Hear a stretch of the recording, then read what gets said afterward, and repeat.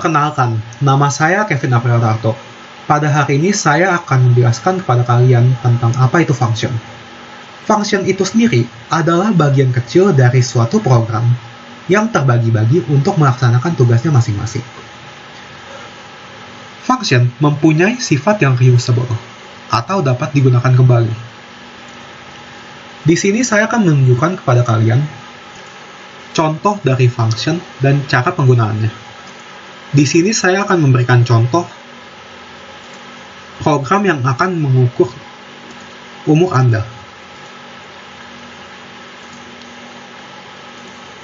Pertama-tama, program ini dimulai dengan function inisial yang mengawali dan memberitahu pengguna apa guna dari program ini. Lalu, kita masuk kepada function yang berikutnya, yaitu age validation, di mana kita akan mengukur umur yang akan dinilai. Karena kita berbicara tentang umur, yaitu angka, kita akan menggunakan integer. Kita misalkan saja dengan X, karena integer itu pasti bilangan bulat. Di sini kita akan menggunakan selection. Jika umur yang diukur itu lebih kecil daripada 17, dia akan menampilkan pesan seperti ini. Dan jika selain itu, akan menampilkan pesan seperti ini. Setelah function selesai dibuat, kita akan menjalankan program dengan cara memanggil kembali function-function yang telah dibuat.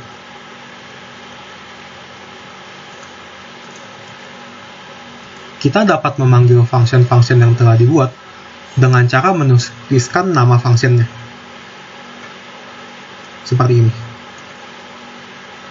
Dan dengan cara menginput angka pada bagian yang membutuhkan integer.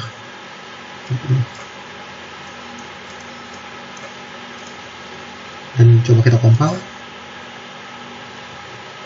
Nah, di sini program akan berjalan sesuai struktur yang dituliskan pada bagian ini.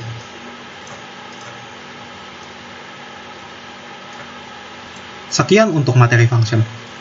Selanjutnya, kita akan melanjutkan dengan materi parameter. Tapi sebelum itu, saya akan memberi sedikit penjelasan secara umum tentang apa itu parameter. Parameter adalah tempat penyimpanan variabel di dalam function. Parameter itu sendiri mempunyai kegunaan untuk memberikan data dari pemanggil ke dalam function. Dan parameter itu sendiri dibagi menjadi dua jenis. Yang pertama itu adalah formal parameter. Parameter yang variabelnya itu hanya berlaku di dalam deklarasi function. Formal parameter terletak pada bagian deklarasi function,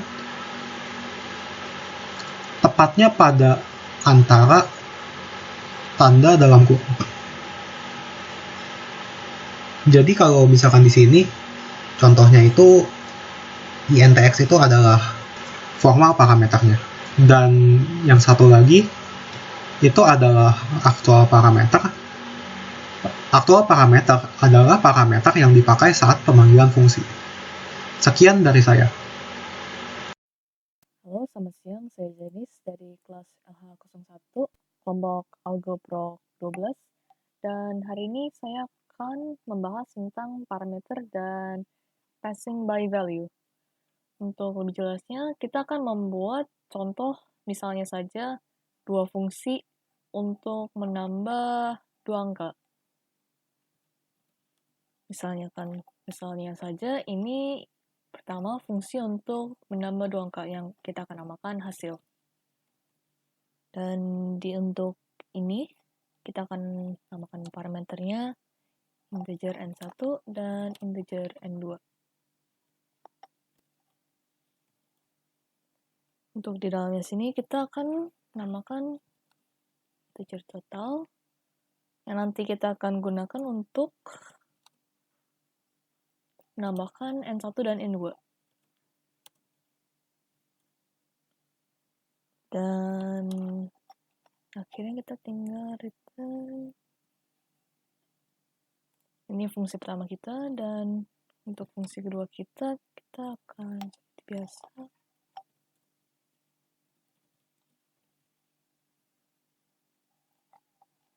Misalnya kita akan ada integer A, yaitu 3, integer B,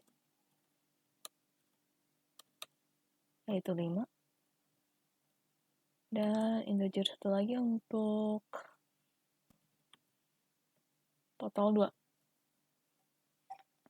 Dan untuk ini kita akan total 2 sama dengan kita akan memanggil fungsi hasil untuk otomatis bisa langsung ditambahkan untuk dua nomor ini.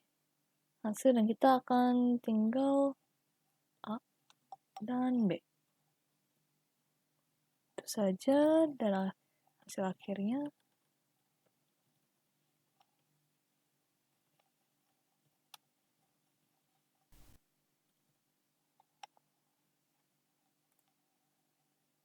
Dan hasil akhirnya adalah 8.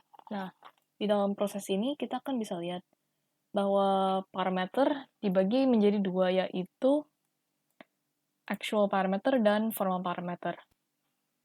Untuk formal parameter, yaitu yang ada di atas sini. Dan actual parameter adalah yang untuk di bawah sini. Bentar.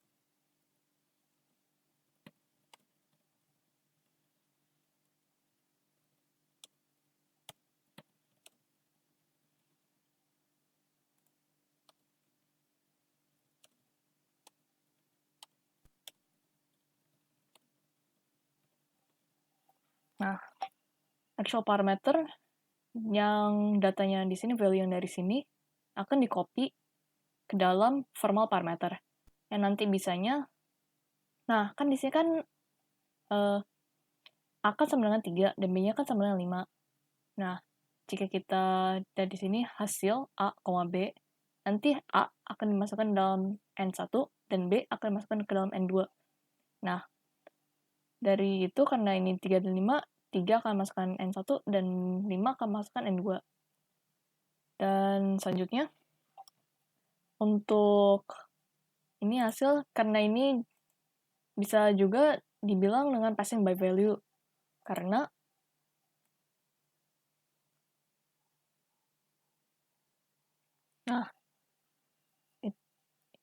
dinamakan passing by value karena di dalam A dan B yang ini, 3 dan 5, akan di-copy ke dalam formal parameter N1 dan N2. Dan itu saja. Terima kasih.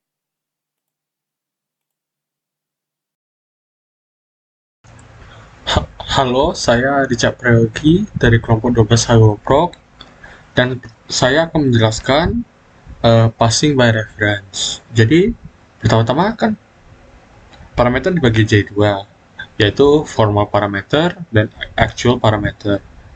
Baru passing parameter ini dibagi lagi menjadi dua, itu passing by value dan passing by reference. Jadi yang akan saya jelaskan adalah passing by reference. Jadi pertama-tama apa itu passing by reference? Jadi di passing by reference, actual parameter yang kita gunakan adalah address memory dari value yang ingin kita gunakan. Baru formal parameternya adalah pointer yang kita gunakan untuk address memorinya. Jadi kurang lebih passing by reference itu kita menggunakan pointer, jadi value-nya ini kita panggil dengan mengambil address memorinya. Jadi di sini ada program untuk menukar nilai A dengan nilai B.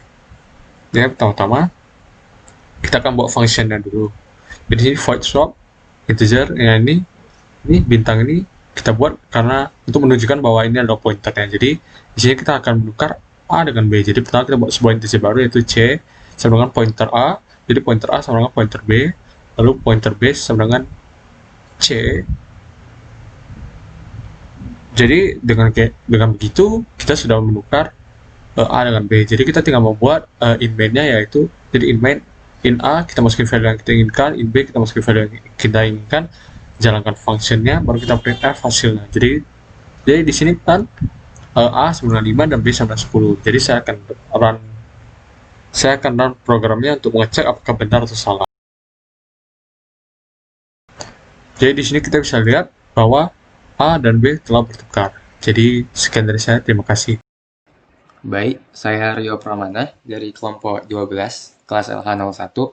Di sini saya yang akan menjelaskan tentang function rekursif.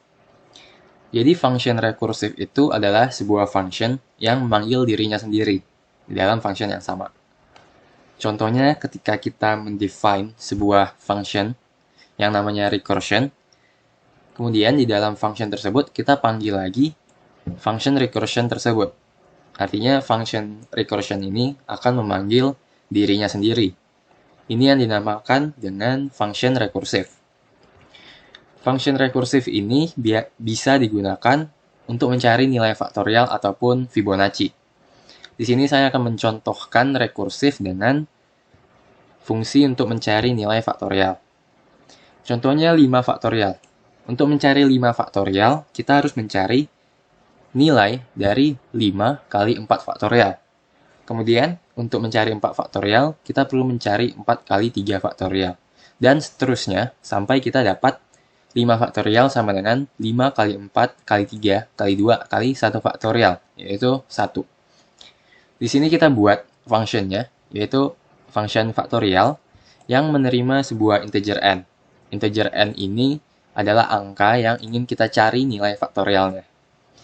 Kalau kita lihat bentuk dari yang paling awal, itu 5 faktorial sama dengan 5 kali 4 faktorial, kita bisa tentukan nilai dari 5 faktorial dengan cara mereturn nilai dari n kali faktorial n-1. Di sini, function faktorial tersebut adalah function rekursif, karena function faktorial ini akan memanggil dirinya sendiri lagi. Jadi, faktorial n-1 akan dipanggil lagi, yang akan mendapatkan nilai faktorial n-2, dan seterusnya. Kemudian, dalam sebuah function rekursif, penting untuk kita tambahkan sebuah exit condition atau base case. Kenapa penting? Karena jika kita tidak menaruh exit condition, maka function tersebut akan memanggil dirinya sendiri terus-menerus dan tidak akan pernah berhenti. Jadi, untuk function faktorial ini, exit condition-nya adalah ketika n-nya kurang dari sama dengan 1. Karena nilai faktorial dari 1 ataupun 0 adalah 1. Sehingga kita return 1 jika n-nya sudah kurang dari sama dengan 1. Kalau kita gambarkan jalan dari faktorial 5 misalnya. Faktorial 5 ini akan return nilai 5 kali 4 faktorial. Tapi, nilai dari 4 faktorial ini belum kita ketahui, sehingga kita harus panggil lagi function faktorial dari 4. Faktorial dari 4 akan return 4 kali 3 faktorial. Sampai seterusnya, sampai kita ketemu exit condition-nya, yaitu 1 faktorial, yang dipanggil oleh function faktorial 2. Kemudian, di faktorial 2 ini, ketika dia memanggil faktorial 1, faktorial 1 akan return nilai 1, karena sudah sesuai dengan atau sudah mencapai exit condition. Nah, dengan begitu, berarti kita sudah mengetahui nilai dari 1 faktorial, yaitu 1. Sehingga nilai dari 2 faktorial ini bisa kita ketahui, yaitu 2. Nilai dari 2 faktorial ini akan digunakan oleh si function faktorial 3 untuk menghitung nilai dari faktorial 3. Begitu seterusnya sampai kita kembali ke awal, yaitu 5 kali 4 faktorial. Kalau kita sudah kembali di awal, berarti kita sudah mengetahui nilai dari 4 faktorial ini. Dengan begitu, kita bisa menghitung nilai dari 5 faktorial, yaitu 5 kali 4 faktorial sama dengan 120. Jadi, cara function rekursif bekerja seperti itu. Di sini, saya memberikan contoh, misalnya, di in main, kita deklarasi variabel angka sama dengan 5. Kemudian kita akan print nilai dari faktorial angka tersebut, atau nilai dari faktorial 5. Nilai dari 5 faktorial adalah 120. Terima kasih.